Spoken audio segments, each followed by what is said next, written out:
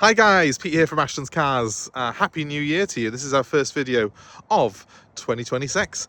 Today, looking at this 2019 Peugeot 308. It's the 1.5 diesel active model, and it's the SW, it's the estate version, but it's a Cat N. What does that mean? Does it mean this car is worth buying? Does it mean you should avoid it? You can have a discussion in the comments. If you've had a Cat N before, was it a good experience for you? So, Peugeot 308's medium-sized hatchback. It's about the same size as a Focus, really, this car, or a Golf. And it's one of Peugeot's most popular cars.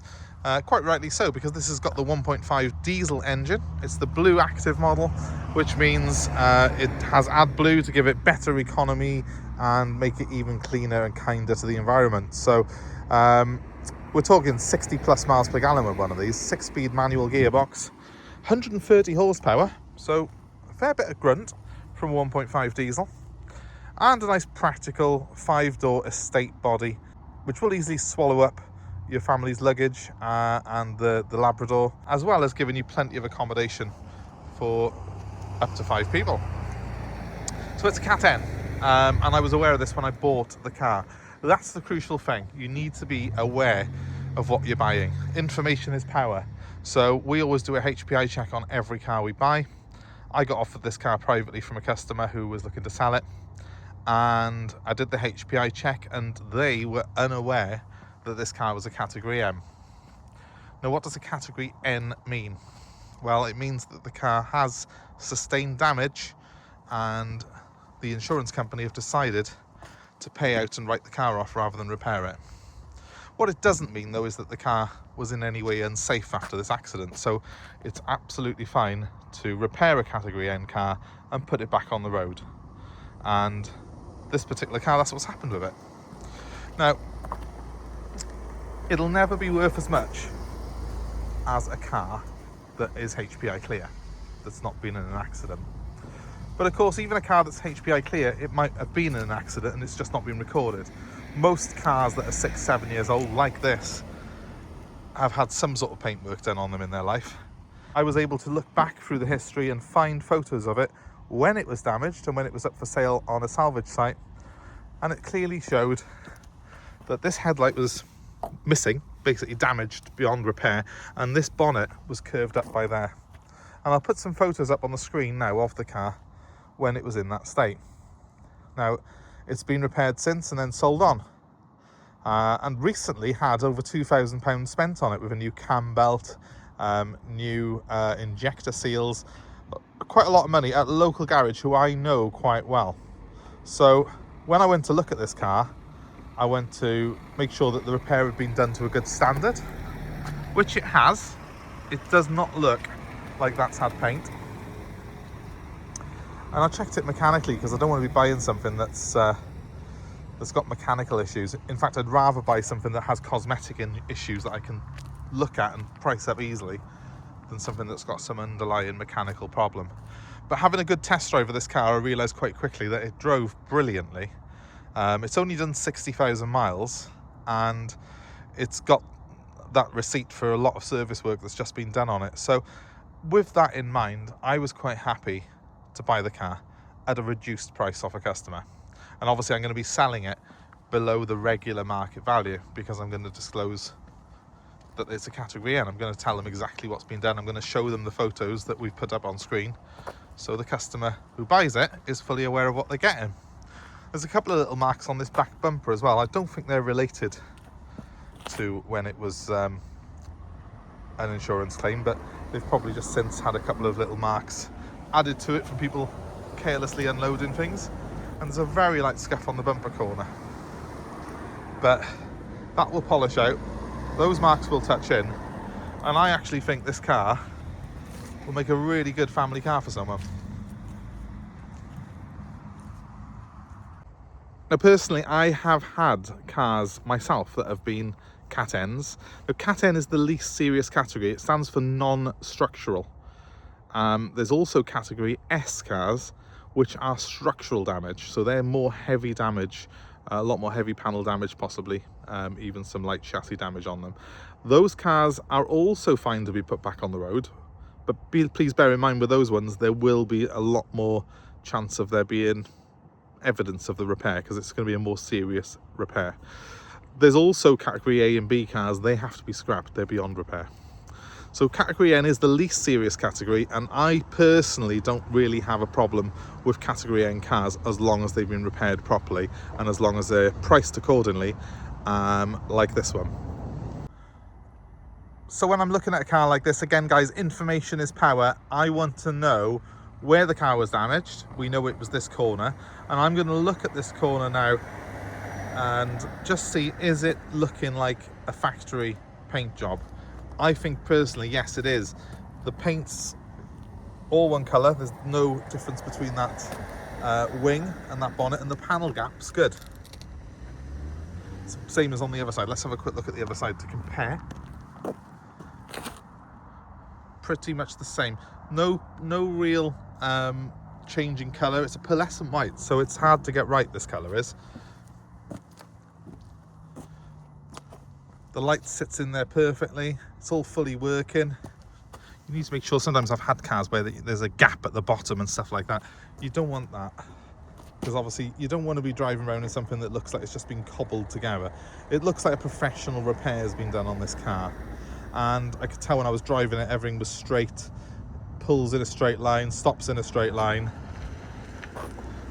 There's no real concerns with how it performs.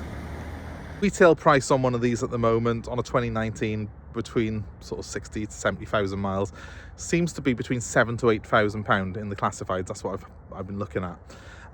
Because this is a category N, I've bought it cheaper off the customer, and I'm able to sell it cheaper to the next owner. We're going to have this car up for £5,500. So for a 19 plate with 60,000 miles, and it's got this cambelt changed and all in good running order, going to come with a guarantee, it's a cheap car for someone. And it's also a very practical car for someone, because if we open the boot, you'll see there is a huge boot space on this car. Really good opening, really nice and wide opening there. Nice and easy to get big items in.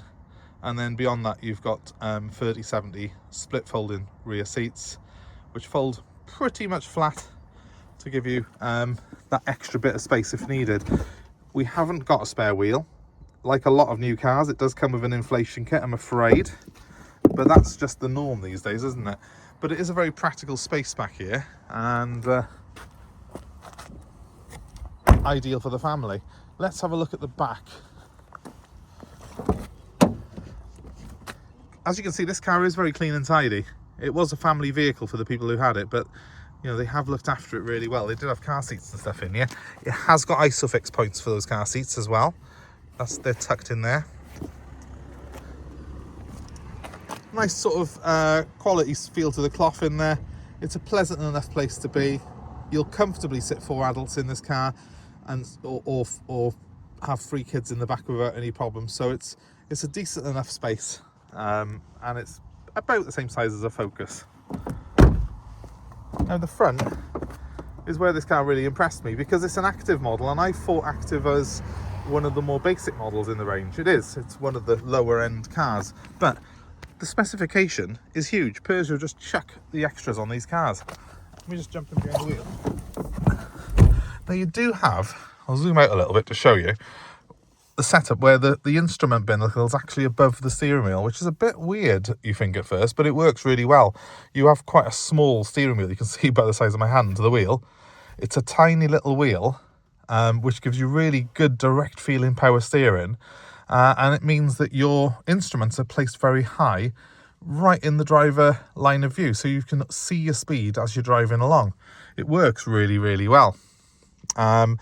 There is quite a big glass area in this car as well, so visibility is actually very good despite the instrument setup. And we have a big colour touchscreen in the middle, which I'll show you in a second how that works. But you've got your navigation on it, it's got Apple CarPlay, Android Auto, and it has got its own inbuilt navigation and Bluetooth system.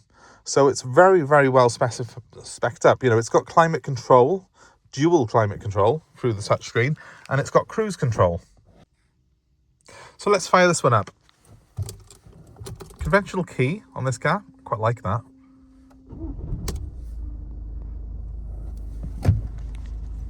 And there's your display. You've got the big center speeder, which I quite like. Quite an unusual setup for the rev counter. It's like goes in the opposite direction to the speedo, but that's fine as well. We are low on fuel. But here we are. So this is our main touchscreen. Most of this car's controls are through the touchscreen, and you've got dual climate control, so you've got separate controls here for the passenger and the driver. You've got a navigation system, which has got a really nice clear display, and you can put your music through here as well. So we've got a DAB stereo. We've also got Bluetooth media streaming for your phone.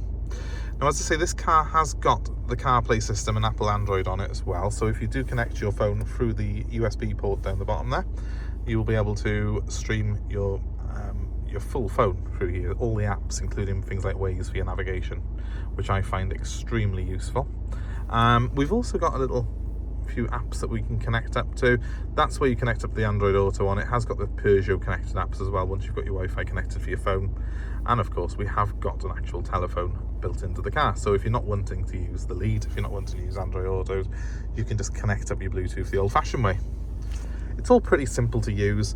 The majority of the controls on here are pretty big and bold, so it's quite easy to operate them when you are driving along. Things like the fan, the direction of the airflow, it's pretty self-explanatory. The navigation's particularly good on this particular screen. I think it's got a nice look to it. It all looks quite good quality as well. I mean, I quite like some of the plastics that have been used in this car. That big knob there, by the way, that's for the volume control on the stereo, but you've got another one on your steering wheel, so you've got switches everywhere for that. But you do end up, because most of the controls are through the screen, you've got quite a clean look to the rest of the dashboard, which looks modern and fresh. And 6-speed gearbox, which has got a nice aluminium knob on it, which is a little bit cold first thing in the morning today, but that's probably just because it's an exceptionally cold day. And then we've got these piano black plastics that give it quite a quality feel. A couple of cup holders and armrests by there as well. The interior on the car is well put together. It all feels very much in keeping with the sort of age of the car. It does feel quite modern and fresh in here. And I'm glad to see that the car has got cruise control, which is located just down by here. Can you see the switches by there? So we have got cruise control fitted to it. Sorry, it's on that side. There it is. So that's the cruise control. Speed limiter function as well on it. That's something that I really do like on these cars. And as you can see, the mileage is 61,366. So quite low for the age of it. I guess with it being a diesel, about average really. But, you know, certainly not excessively high. And it does mean that you're getting yourself into quite a low mileage 308-SW for the kind of price you'd be paying if it was HPI clean for something that's done a lot more miles. I'd love to know in the comments your thoughts. Would you buy a car like this that's a category N that has sustained damage but been repaired to a pretty decent standard with lower mileage, or for the same money would you rather buy a high mileage example that's HPI clear? So you probably would be looking over 100,000 miles to get a clean car for this sort of money, for $5.5 grand. Would you prefer to do that knowing that it's HPI clean, it's got a clean bill, you know, on the HPI, or would you prefer lower mileage and just, you know, put up with the fact that it's a Cat N? Let me know in the comments. Let me know your thoughts, and I'll also particularly want to hear from people who've had cars that were Cat Ns or Cat S's. Let me know your experience of them. I think personally it's a case of looking at what damage was done and deciding from that. You know, I know it's a headlight and a bonnet repair on this car. That's not massively structural. A light headlight, you can buy a headlight from Peugeot. The bonnet, I would have guessed they probably replaced the bonnet and sprayed it, but that's not really a big deal. That's not a massive thing in the grand scheme of things. It's not like it's had suspension repairs and, you know, wishbones ripped off it and stuff. So let me know your thoughts anyway. Let me know what you personally would prefer to buy, high mileage or lower mileage with a category. See, as a car dealer, we just need to be upfront with people and tell them exactly what it is they're buying. And with this particular car and its previous history, we're going to be very straight and honest when we advertise the car. Again, information is power. Know what you're buying by doing a proper HPI check and looking at the car properly, assessing its condition and having a good test drive of it to make sure that you are happy with what you're buying. And me, I don't normally buy cars that are category cars, but I made an exception with this one because it's quite new. It's had a lot of engine work done on it by someone I know, so I know the car's mechanically very good. And quite frankly, with the economy and the sort of price that it's sitting at, if we didn't sell it quickly, I'd probably just tax it up and use it myself, because it's got sort of CarPlay on it, it's got cruise control, it's got all the things that I look for in a car, and it's very good on fuel. So to me, it was worth buying just purely for the value for money factor. Hope that's been of interest to you, and certainly some of the things that I've said in this video may be of reference to you, even if you're looking at buying something else but it's a category car. It's always worth considering a category car if it's been repaired properly. So thanks for watching, have a great day wherever you are, and we hope to see you very soon. But for now, it's goodbye from me.